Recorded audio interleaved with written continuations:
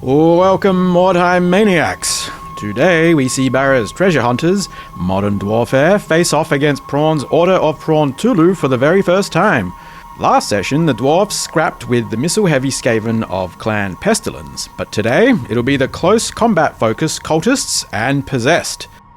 Perhaps he'll fare better this time.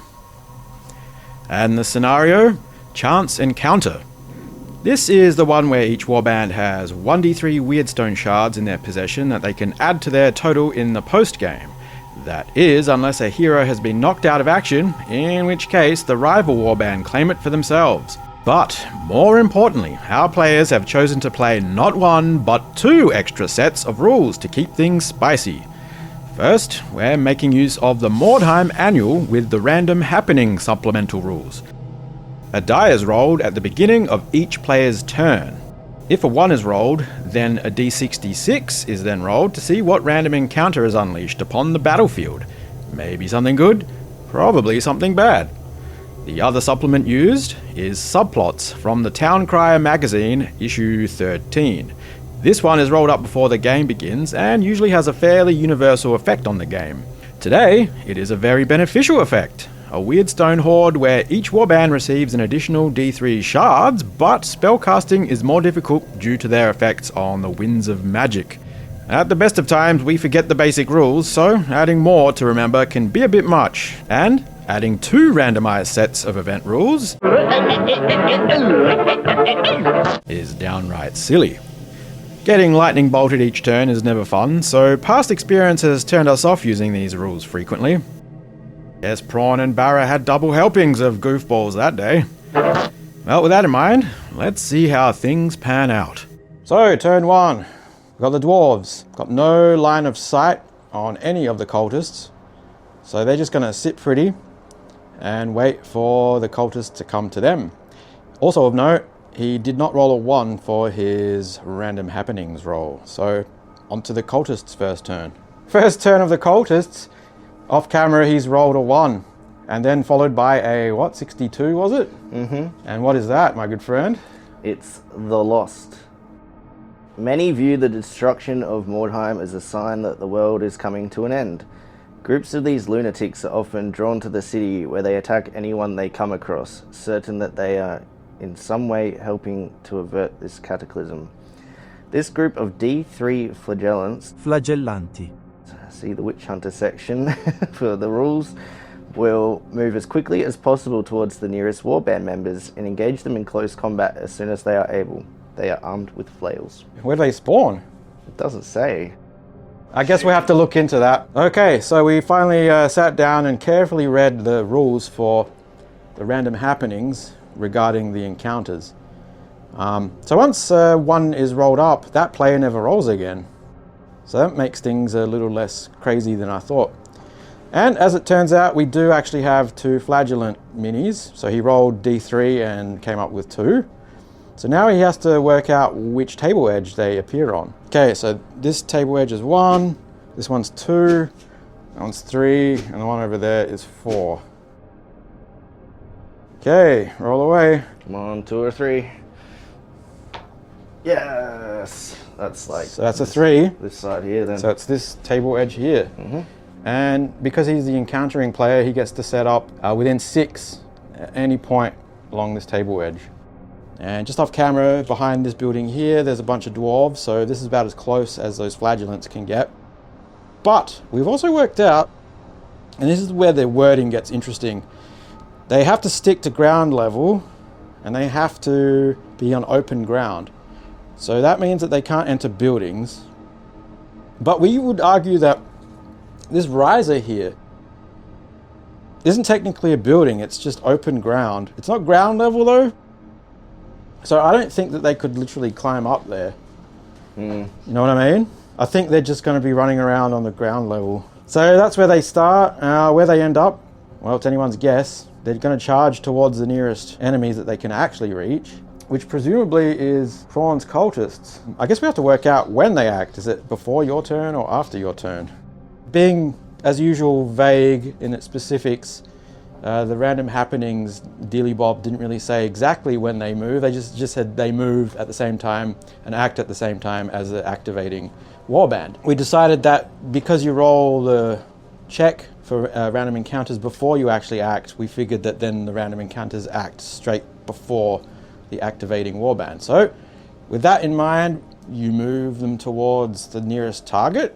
Yeah, well, I mean, they would just be running this way, sure. And they don't run, they only waddle. Oh, yeah, that's right. They only walk, but yes. They walk along, but once they find a target, they'll try and initiate a charge. And so, yeah, that's the movement for them. So it looks like they can't quite make it up the ladder, which is fine.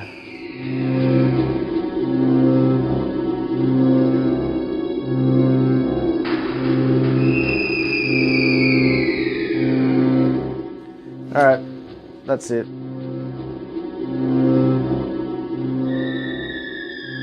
And then we got Flab, right?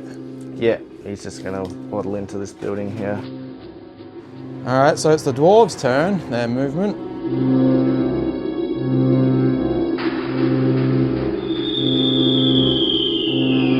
And then shooting phase. Shoots them. And it's gonna be Bjorn Shortshaft. against Thrashoff. Thrashoff, the Russian genital disease expert. So he's in range, long range. Ballistic skill 4. This is for your bodgy. Yep. Okay, so just -1 for range, right? So it'll be 4+. All right, back to the cultists, and as usual, we've got the 2 flagellants, our new friends that have decided to join the party. They're just going to keep heading towards, I guess, the closest enemy they can actually reach, which is the cultists. They don't run, so just moving forward 4 inches towards said warband. All right, easy. Okay, so back to the actual cultists.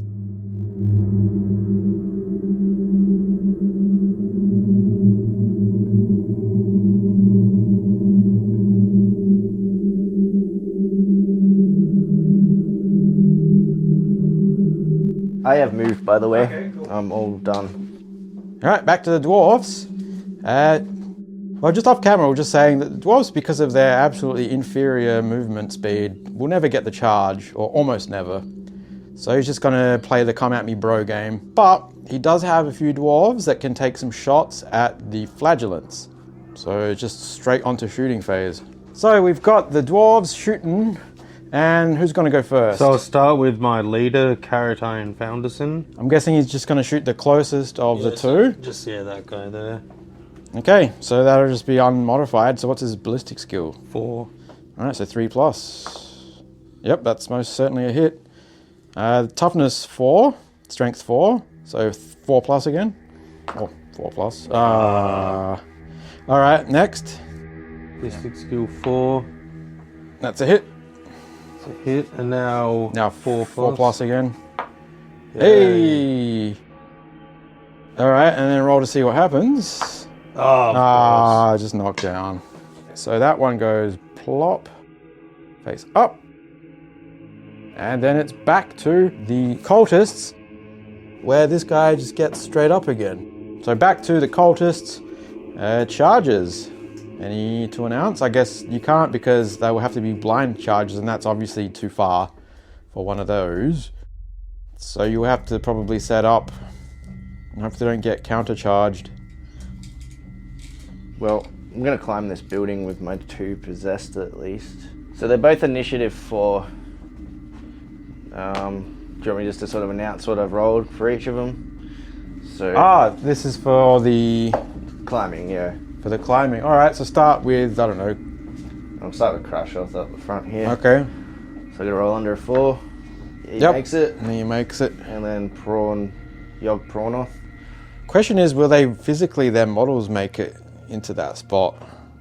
No, I'm going to climb like up and up here. Is that 2 climbing checks or just one? Yeah, big it would one? be. Oh, that's I know.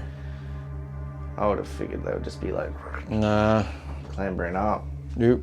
Ah, f it. I'm not going to bother then. It's Okay. no point. I'm not making 2 in a row. That's way too dicey.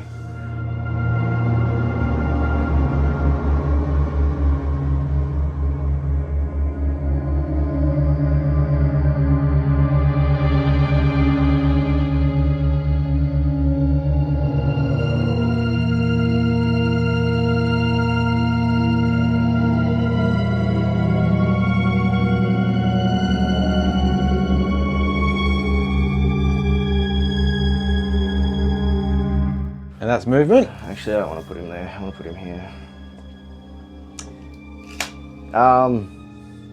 Yeah. All right.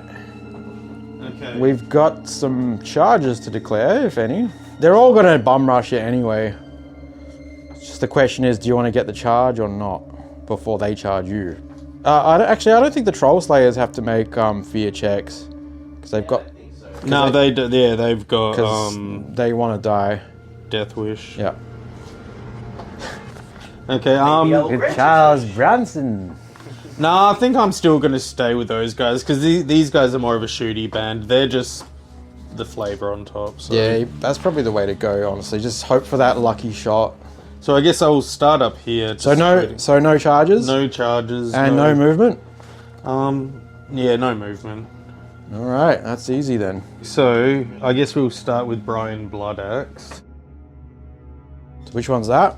That's my engineer. Oh, he's the engineer with a red feather and a bright red nose and a pipe. And he's going to take a shot at who? At this winged fellow over here. Crusher. He was once a normal man before he gave his soul to the prawn, and now he is a winged and clawed beast of hell. So I'm guessing it's long distance, like 25. Yes, that'd be long distance, right? Anything over half your normal. No cover. Long distance. So what's your ballistic skill for? 5. Whoa, 5? Yep. That's 2 plus. So 3 plus. Yes. Wow, okay. So now... Okay, so I guess the next guy is Brian Middleshaft. He's got the tankard and he's having a swig before he shoots at the same guy, so you thrush off. And he's got a ballistic skill 4. So it'd be 3. Ballistic skill 3. Long range. So it's 5 plus, right? No. Bjorn Longshaft. Ballistic skill 4. So he hits with a 3. Yeah, 6. There we go. That's a bit better. First crit of the day, man. Roll, Barra. 4. That's a ricochet. Ooh. Ricochet. So I hit multiple people. If they're That's the nearest guy. Yeah. So that would be this guy. Right next to The him. closest enemy model is also hit if he's within 6. Yeah, Roll so- to wound and take any saves as normal for both targets. So So just it's one of the little bodgy zealots. Or- Yeah. What are they called? brethren. Yeah. It's Initiate Dante. 3. What was the strength Strength of the? Was it a crossbow? 4. Yeah, that's a wound on him. He's only got 1 wound too. So Roll to see what happens to him. yep. No. Oh yeah, Barra No, you does roll, it. Barra. Yeah, that's right. Hang on, halfway. 4. And he's stunned. Okay, so then I'll over here I've got my Mary Beard. I know that's not Mary Beard. Doesn't even know his own dwarves. Some leader you are. Don't even know your own men's names. Oh no, sorry, that's Short Shaft. He's already shot a few times. Okay, so he's got ballistic skill 4, and I'll aim at this stoma with tentacles. What's his name? That's Yog Shrimpoff, sorry. Useless dude hanging off him. He's a 6. So I hit him, Alright. and now I'll roll on damage. So strength 4, toughness 4, is that right? Toughness 4, yep. No, your strength. Strength 4, yes. 6. Oh, another crit. Alright, go on then, roll on God it. damn it! Well, I don't care. I want you both to just. 6. Master shot. Missile hits an eye, the throat, or some other vulnerable part. The target suffers 2 wounds instead of 1. There is no armor save. Okay. Wow, 2 wounds. Bam, bam. So he only starts with 2, right? No, he's got 3 because Oh, I've rolled right. I've rolled a wound up on both of them. So God damn it! shut up. Then. Yeah, that's pretty good. Shut up. Okay, so yep, Carrot Iron Founderson. He's got ballistic skill 4, and he's going to try to finish this guy off here. Alright, off you go. 5. So I don't wound him on 3, do I? No. Damn. So Dante eats and lands face down. He is luckily enough not too close to the edge to basically fall down.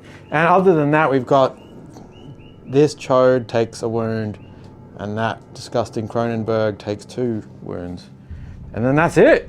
All right, here we go. Cultists finally get within charging distance of the little dwarves. They had their chance, and indeed they did soften up the cultists. So first of all, we've got, before charges are announced, recovery. So old mate there is face up. Yep, he's gonna try. Hopefully without knocking everything over. No, right. Hands of a surgeon. Soft hands, soft hands. Oh, he's got these little like hooky like sides and stuff too. So he's grabbing that beastman there. All right, there you go. He's good. Charges! Yay! All right. I gotta see what I'm gonna do here. Well, obviously my 2 possessed are gonna charge in. I guess could I do a dive charge onto this guy? Yeah, I'd say that would count, definitely. So that requires a roll. Well, this guy can see the treasure hunt. Yep. What's his name? Slayer. Yeah, I think both of them can. I don't think the other one can. He's kind of short. I think he can. But maybe you're right. He could see the top of his axe. I don't know if that counts. Let me see. Maybe. Oh, I see what you're saying. Yeah, you're right. Yeah. Wow. From that angle, I didn't know it was that tall. It's kind of. And if it's just short, man, I can't see.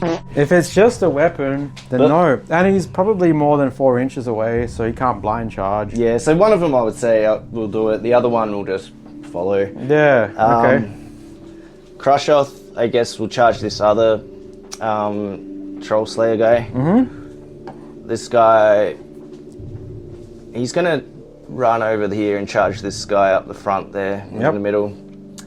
And then these 2 are going to try and get into contact with that Slayer as well. Now, I think that what's going to happen here is there's going to be a whole lot of minis basically laying flat onto these dwarves. Because look at the ground.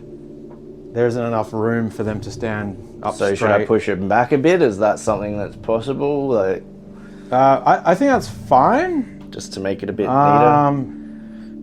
There's no shots being announced from your side, so it won't affect you. So I think that's what should be done. Otherwise, they're just going to be hanging over them awkwardly and possibly damaging your minis. Yeah. So that would be my ruling. I don't know. And it won't affect Barra really in any way at all. If anything, it'll give him more opportunity to surround my dudes a bit too. I guess I'll start measuring up then. So I guess first of all, and easily. Yeah, he will. They're all going to be easily within. Well, he can only walk. Well, that guy, don't move him yet. It's charges first. I guess I'll make the initiative test on Prawnthulu. Okay. So I got to get under a 4 for him. Yep. Does it? Yay. So diving That's charge easy. on top of this guy. Yep. Well, I think the standing rule is if they can't stand on a piece of terrain, they can't stand on a piece of terrain. Well, so you'd need to move him back. Alright.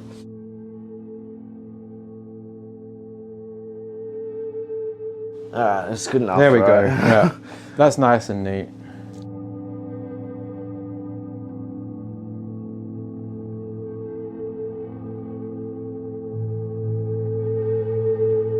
Alright, so that's all the charges done. And then I guess just and then just regular movement. Normal movement. So I might just... Alright, that's it. So Pan the Beastman, he's the one that's sort of leaning over and he's in front of a dwarf troll So this slayer. guy? Yeah. He's weapon skill effectively 4 because he's got 2 weapons. He's got an axe and a sword, so red will be axe. Yep. So weapon skill 4 versus weapon skill 4. 4. Alright, so that's 4 ups. That's Tom Ariason. 2 hits. Strength 4 versus toughness 4. So that is 4 ups again. Yeah, 2 wounds. Alright, and then does he have any sort of saves, any armor, any like rerolls, any... Okay, well he's got a dwarf axe. Well, you can try parry with that. I think the highest I rolled was a 6 though, right? So you can't even parry. Okay, so there's no point. Okay, well then He's only got 1 wound, that guy. So I guess roll twice on the injury table. I guess. 5, he's out of action. Damn. So that's Tomarias. No, isn't he a dwarf? Oh yeah, 5's not out of action. What's 6 is out of action. So he's just like stunned or Yeah. whatever. Yeah. Oh, I guess like Yog Shrimpoth will go 2 attacks onto the other dwarf that's there anyway. He's coming in with 2 attacks at Barra's Beardling. Does the Beardling have a name? That's part of the Gillette Beards group. Very good. Alright. So weapon skill 5 versus weapon skill... 3. So it'll be 3 ups then. So that's 2 hits. Do they have any sort of parryage or armor? He's got an axe. No. So what, a dwarven axe? Nah, just an axe. And it's strength 4 versus, I'm assuming, toughness 4 for a dwarf. Toughness 4. So that's 4 ups. Oh, a crit with unarmed. Oh, is that your first crit? It is, yeah. Alright, let's see what we get. That's a crushing blow. The blow lands with tremendous force. You gain 1+ to the injury roll if your opponent fails this save. They don't have any saves, so I guess injury table. Oh, he's gone. Get in there, go Shrimpoth. Well, that's an XP for him too. Very good. So that's the Beastman versus another one of your Beardlings. Yeah, that's Mary Beard. So he's weapon skill 5 versus weapon skill 3. 3. So that's 3 ups again. He's got an axe and a dagger, so red will be dagger. 3 ups. Yep. 2 hits.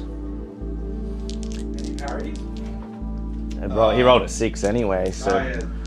he does get a save against that one though. But I guess we'll It's a see. dagger. Yeah. But strength 3 versus toughness 4, so that's 4 ups or 5 ups, is it? Strength 3 versus toughness 4. 5 ups, Yeah, isn't 5. it? Yeah, alright. Good luck, buddy. Oh, with the dagger. So you get to roll a save. Yeah, well, It's 6+. yeah, So it's a free dagger, so it's a shit weapon. no. So roll to wound, I suppose. Let's go. Oh my god! Get in with the dagger. Very He shanked me. Yeah, shipping that. alright, that's another beardling doan. That's Wow. Mary Was Beard. that a hero? No, it's Mary Beard. No, it wasn't the No, the hero. it's just a beast man. So it doesn't get the Beast man. Alright, Beast man, Dad. XP. Exactly. so I guess my mutant here with the raised spear So that's on Chody Chodson. is going up against Chody Chodson. So spear up is brother Seth. He's weapon skill 3 with a spear, and he's also got a scorpion tail. So red will be the scorpion tail. So weapon skill 3 versus weapon skill 4. So that's 4+. It doesn't get with the tail, but it gets in with the spear. And then strength 3 versus toughness 4. 5. 5. Whoa. So that's a 5 up, is it? Strength 3 versus toughness 5. That's a 3v5. Yeah. That's 6. Oh. Alright, good luck, buddy. Oh, f*** off. Oh my god! Does he have any parries or anything, by the way? I didn't even think. Oh, Dwarf Axe can parry. I didn't see what I rolled to hit, though. I think it was a 5. So if you roll a 6, you can parry that. No. So, Okay. Well, I guess the next guy attacking with auto kills him, right? Is that what happens when they're stunned? if there's no one else. There's no one else near them, so I guess I get to pick. So this guy, he got knocked face down by my beastman. Oh my god, this is gonna suck. This beardling was killed by Yog Shrimpoth, Oh. another big tentacle guy. That beardling died as well. That beardling in front there got killed by this beastman. And this slayer was knocked down by this mutant and then finished off by the other one. That's that. And Barra, I think, most wisely decided to pack up his goodies and leave. Because remember, if he kept fighting and he lost more heroes, he'd lose more Wyrdstone. But having said that, that was a good game, and it's on to the post game. So, in the end, choosing to apply both the subplots and random happening supplements didn't really harm the warbands at all, but rather rewarded them. I feel like perhaps we'll be seeing them feature in future battles again, but not for a while. The players got lucky that time, as usually random events include earthquakes, high winds, collapsing buildings, and other dangerous and annoying phenomena. On to the injuries. Among the treasure hunters knocked out of action, Chody and Mary Beard make a full recovery, while the downed member of the Gillette Beard group doesn't get up. Was going to make a crack about close shaves, but never mind. No injury rolls for the cultists, so we move on to the next step of the post-battle sequence, advance rolls. Sticking with the dwarfs, only the slayer Tom Ariason increased in attribute, this time being his leadership. Getting rushed by the horrors from the pit and surviving will have that effect, I suppose. Conversely, we've got quite a few advance rolls for the cultists. The deacon increases his ballistic skill for some reason, never having held a bow in his life, but, that's just the mysterious forces of chaos at work, right? Yog Shrimpoth the Possessed further hones his weapon skill. Brother Dorian decides to visit the Shadow Lord, who resides at the bottom of the pit, but is deemed unworthy, and returns alive, but empty-handed. Brother Seth also visits the mysterious entity, but is found worthy, and, after some time, returns changed. For now he possesses not one but 2 scorpion tails to strike down the enemies of the cult. Well done! Approaching the Shadow Lord is always a dicey proposition, but when it pays off, it can really pay off big. And finally, the Beastman Xavier grows more confident as his leadership qualities reach full maturity. Once the encounter is over, the surrounding ruins are hastily explored for loot before any more random events threaten the warbands further. Due to the scenario rules plus the subplots event, the area fought over is quite rich in wyrdstone, and both warbands find 4 extra shards, though due to losing a hero during the fighting, the dwarfs lose a shard as the cultists take it off his unconscious body and claim it for themselves. The cultists find an additional 5 shards while looting a ruined hovel that also manages to yield an additional 2 pieces of gold. Meanwhile, the dwarfs scrounge 3 shards plus their guaranteed extra wyrdstone, but more interestingly break a prisoner free from a nearby gibbet cage who happens to be a dwarf thunderer. As payment for his freedom, he offers to join their crew free of charge. He does expect his fair share of any future hauls, of course, including the current one. Bless his beard. Once the warbands have safely withdrawn from the city, it's time to sell their hard-won wyrdstone.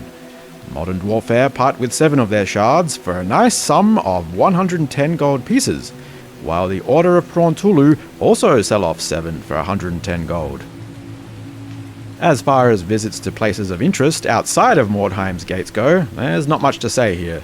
As has been mentioned in previous reports, there have just been far too many light-fingered types slinking around the streets and alleys of both Cutthroat's Den and Sigmar Haven. But that isn't to say that those settlements have been abandoned entirely by the group. Maybe a future warband, wild and fearless, may set foot once more and take a chance in the fighting pit, or place a crippled trembling warrior on the Chirurgeon's operating table. Who knows? I'll tell you one thing, it won't be this lot. Thanks for watching. I honestly thought that 2 random event generators would completely derail the game, but as it turns out, it benefited both warbands instead. A special thanks as ever to the channel patrons who make this possible, and a reminder that there's plenty more Mordheim battle reports to come, so make sure to stay tuned. Farewell, and take care.